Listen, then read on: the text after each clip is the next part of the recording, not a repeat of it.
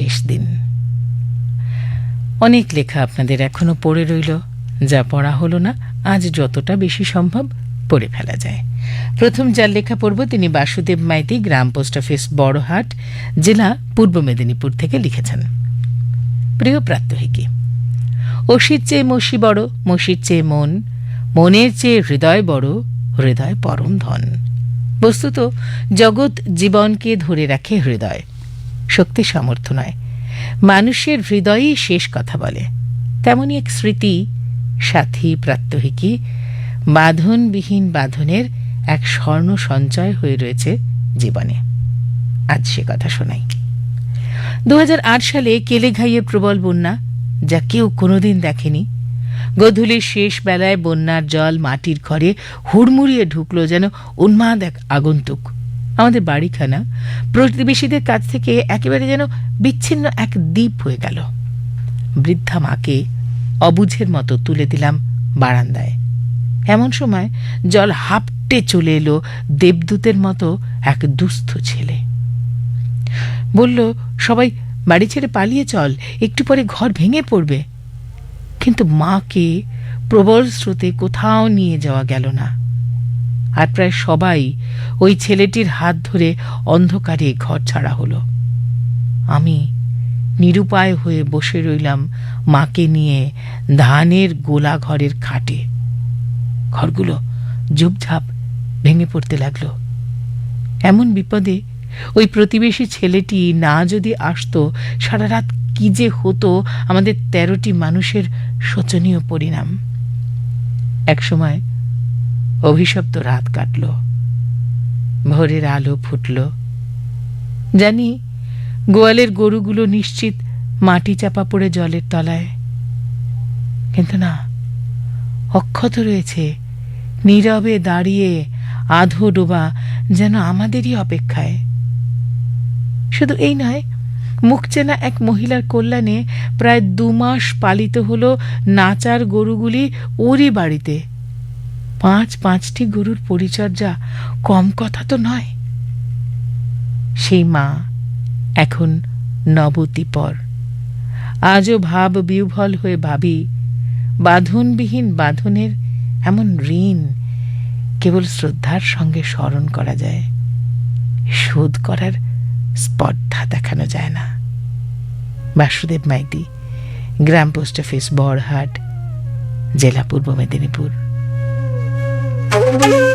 Kumar bug লিখেছেন গ্রাম ডাকঘর, ইন্দ্রপুর, জেলা দক্ষিণ 24 পরগনা থেকে। ভালো লাগা একটি ছোট্ট গল্প, ছাপ।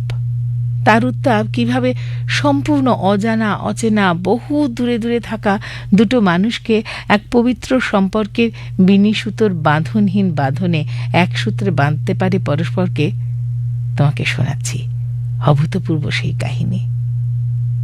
হ্যালো, আপনি বন্দনা দেবী? হ্যাঁ বলছি, আপনার পরিচয়? আমি সুন্দরবন থেকে বাঘ বলছি। বাঘ? সুন্দরবন থেকে? আমার যে বড্ড ভয় করছে। না না না না, ভয় পাবেন না, আমি সে বাঘ নই। কি বললেন? আপনি সে বাঘ নন? তাহলে? আমি অজিত কুমার বাগ, আমার পদবী বাগ, ব-এ-আ-কার-গ। আমি মানুষ। ও তাই বলুন। আমি অবসরপ্রাপ্ত হাই স্কুলের একজন শিক্ষক। আপনি মাস্টারমশাই, গুরুজন? আমার ধৃষ্টতা মাফ করবেন, প্রণাম নেবেন। বলুন, কি জানতে চান? আপনার ছাপ গল্পটা পড়লাম, আমি আপ্লুত। পড়ার জন্য ধন্যবাদ এবং অভিনন্দন আপনাকে। না না না, ভুল করছেন, ধন্যবাদ আপনারই প্রাপ্য, কারণ আপনার গল্পেও বিচারক মণ্ডলীর অন্তরেও তো গভীর ছাপ ফেলেছে, তাই তো আপনি সেরা। দেখুন, সেরার পুরস্কারের থেকেও আপনার মতো একজন প্রবীণ শিক্ষক মহাশয়ের প্রশংসাবাণী আমার কাছে প্রতিযোগিতায় ট্রফি জেতার সামিল। আশীর্বাদ করুন আগামী দিনে আমি যেন আরো বড় হতে পারি। এমন বিনয়ী স্বভাব আমাকে মুগ্ধ করল। মনে হলো বন্দনা দেবী যেন আমার কত কালের চেনা অতি আপনজন। সাহস করে পরিচয় জানতে চাইলে উনি বললেন, স্বামী আর 2 সন্তান নিয়ে আমার সংসার। বাংলায় স্নাতক হয়েও আমি বেকার। স্বামী বিজনেসম্যান, গৃহকর্ম আমার পেশা আর সাহিত্য চর্চা আমার নেশা। আপনার সাহিত্য চর্চা ছাড়বেন না, বরদা হিসেবে সদা সর্বদা আপনার পাশে আছি। জানেন, আমরা 3 বোন, কোনো দাদা বা ভাই নেই আমাদের। যদি আপত্তি না থাকে, টলিউডের তরুণ কুমারের মতো আজ থেকে আমি আপনার বুড়োদা হলাম। দাদা ভাই? আপনি সত্যি বলছেন? বন্দনা দেবীর দাদা ভাই, এই মধুর সম্বোধনে আমি রোমাঞ্চিত, পুলকিত। বিগত 4 বছর ধরে বন্দনা দেবী পবিত্র স্নেহের সম্পর্কে কখন যে আমার আদরের ছোট বোন বন্দনাতে পরিণত হয়েছে আমি নিজেই জানি না। রক্তের সম্পর্কহীন এই বাঁধনহীন যে বাঁধন বোধহয় কোনোদিনই এ জীবনে ছিন্ন হওয়ার নয়। লিখেছেন অজিত কুমার বাগ, গ্রাম ডাকঘর, ইন্দ্রপুর, জেলা দক্ষিণ 24 পরগনা থেকে। প্রিয়াঙ্কা রায় বন্দ্যোপাধ্যায়ের লেখা, এসেছে টরন্টো, কানাডা থেকে। সাংস্কৃতিক প্রাত্যহিকী। 2019 সালে তোমার সঙ্গে আমার পরিচয় শ্বশুরবাড়িতে। ওখানে প্রতি সকালে আমরা ঘরে বসে সবাই রেডিও শুনতাম।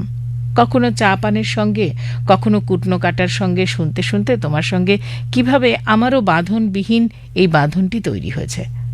সংস্কার কুসংস্কার বিষয়ে পত্র পাঠালে পাঠ হতেই সে আনন্দ ভাগ করে নিলাম বাপের বাড়ির সঙ্গে।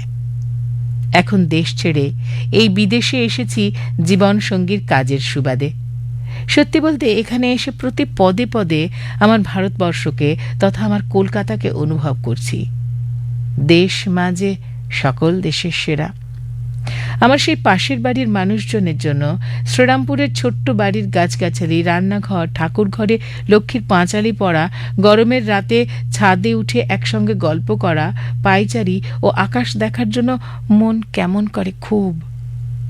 আমি শ্বশুরবাড়িতে পুরোপুরি স্বাধীনতা পেয়েছি বলেই এখানে এত দূরে দুজনের সংসারটা আমাকে অতি আনন্দ নয়, দিচ্ছে প্রিয়জনদের ছেড়ে আসার ব্যথা বেদনা।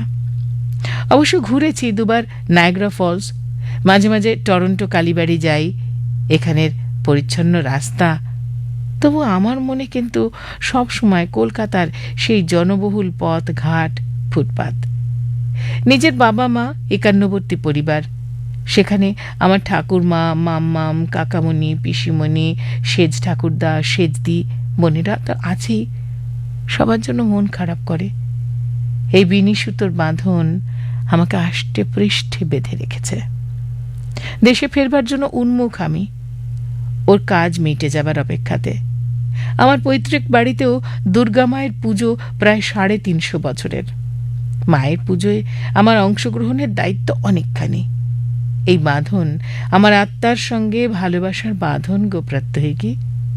আমার মন কামনের ব্যথা বুঝল যারা, সবাইকেই বাঁধলাম আজ বাঁধনবিহীন এই বাঁধনে। শুভকামনা রইল সবার জন্য। প্রিয়াঙ্কা রায় বন্দ্যোপাধ্যায়, টরন্টো, কানাডা থেকে লিখেছেন। অনুপ দে লিখেছেন দাঁতন, পশ্চিম মেদিনীপুর থেকে।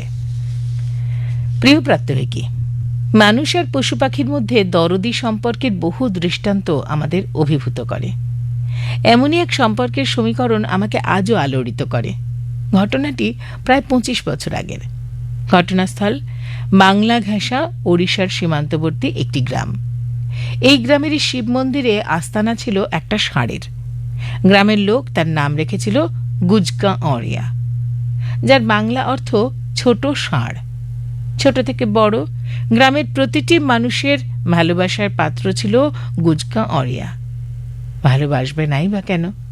একবার গ্রামের এক বাচ্চা খেলার সময় হিংস্র কুকুরের কবলে পড়েছিল। কাছাকাছি বড়রা কেউ উপস্থিত ছিল না। সে যাত্রায় কুকুর তাড়িয়ে বাচ্চাটিকে বাঁচিয়েছিল গুজকা অরিয়া। গ্রামে একবার ডাকাত পড়েছিল, মোটর বাইক চেপে এসেছিল ডাকাতরা। গুজকা অরিয়া ডাকাতদের বাইকের এমন হাল করেছিল যে ডাকাতরা ডাকাতি ভুলে পড়ি মরি করে পালিয়ে বেঁচেছিল। গ্রামের কোনো মানুষের মৃত্যু হলে গুজকা অরিয়া ঠিক বুঝতে পারত। 2-3 দিন শিব মন্দিরের বুড়ো বটগাছটার তলায় ঠায় শুয়ে থাকত। কদিন খাবারও খেত না সে। সেবারের কয়েক মিনিটের বিধ্বংসী টর্নেডোতে গ্রামটি লণ্ডভণ্ড হয়ে গিয়েছিল। গ্রামের চারদিকে মানুষের আর্তনাদ, কে কোথায় তার হদিশ নেই। এমন পরিস্থিতিতে এক মা তার বছর 5 মেয়েকে খুঁজে বেড়াচ্ছেন গ্রামের যত্রতত্র। ঝড়ের আগে খেলতে বেরিয়েছিল সে, আর বাড়ি ফেরেনি। হঠাৎ সেই মায়ের নজর পড়ে খেলার মাঠের এক কোণে বড় শিরীষ গাছটা পড়ে আছে গুজগাঁওরিয়ার ওপর। তার কান থেকে রক্ত গড়িয়ে পড়ছে, জিভ বেরিয়ে এসেছে, আর তার উপর পড়ে থাকা মোটা গুড়িটার তলায় জড়সড় হয়ে অক্ষত অবস্থায় বসে আছে ছোট্ট মেয়েটি। গুজগাঁওরিয়া যেন রক্ষাকর্তার মতো গ্রামের গাছের মোটা গুড়িটাকে নিজের সর্বস্ব দিয়ে আটকে ছোট্ট মেয়েটাকে সুরক্ষিত রেখেছে। সেদিন গুজগাঁওরিয়া তার জীবনের বাঁধন ছিঁড়েছিল, কিন্তু আজও সে এক আবেগময় বন্ধনে বাধা রয়েছে ওই গ্রামটির সঙ্গে।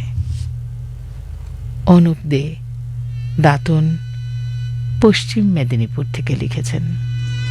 এবারে আদিত্য প্রকাশ ঘোষাল, আপনার লেখা পড়ব পোস্ট অফিস, কালনা, জেলা, পূর্ব বর্ধমান থেকে এসেছে। প্রিয় প্রাত্যহিকী, প্রতিটি মানুষই জীবনটাতে অসংখ্য বাঁধনবিহীন বাঁধনে জড়িয়ে আছে। এই স্বল্প পরিসরে আমার জীবনের এরকম অসংখ্য বাঁধনবিহীন বাঁধনের একটি কাহিনী বলি। তখন আমি ছোট, স্কুলে পড়ি।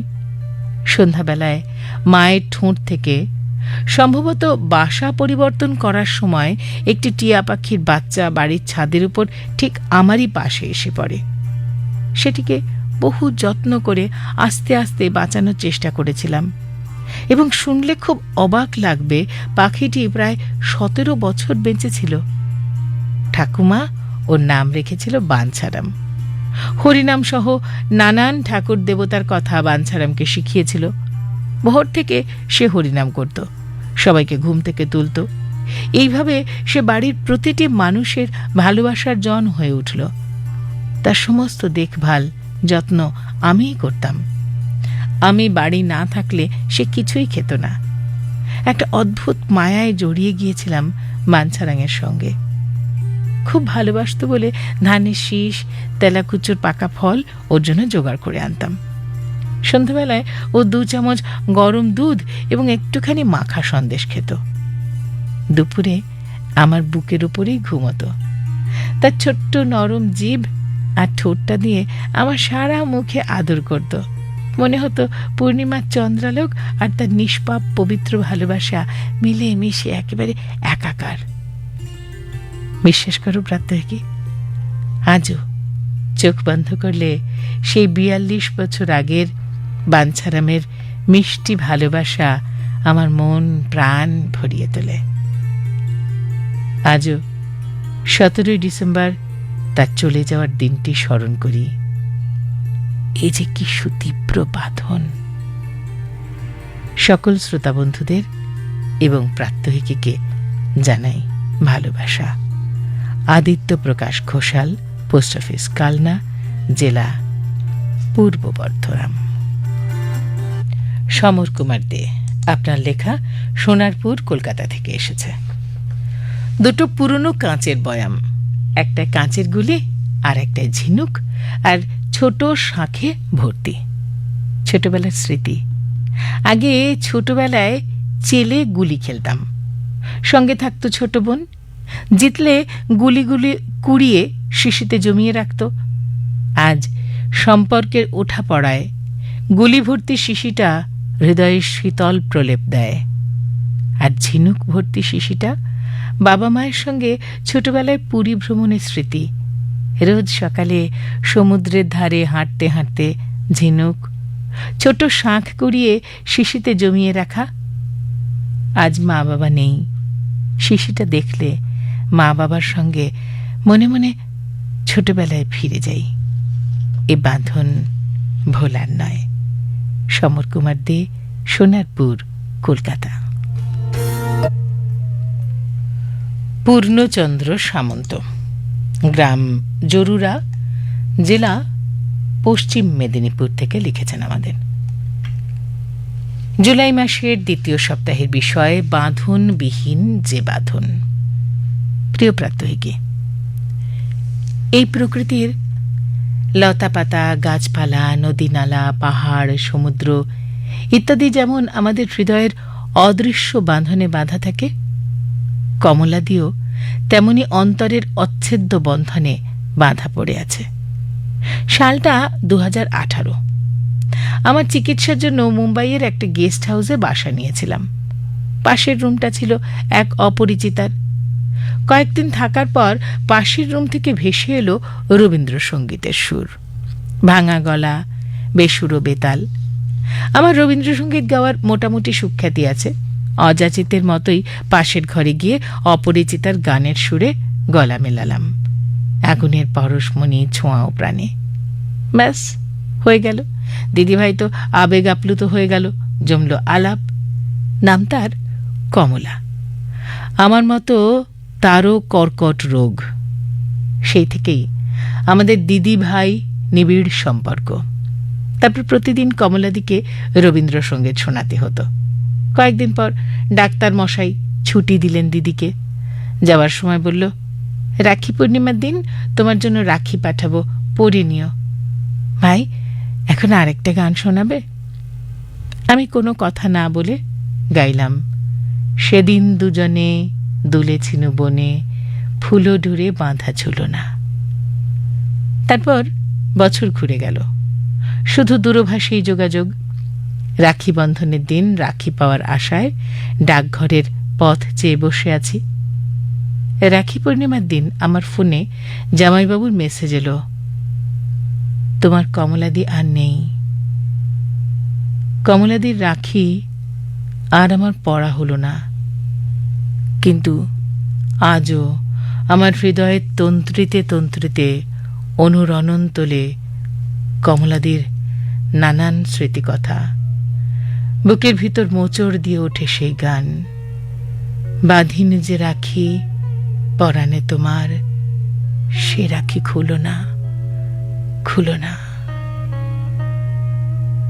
পূর্ণচন্দ্র সামন্ত, গ্রাম জরুরা, জেলা পশ্চিম মেদিনীপুর।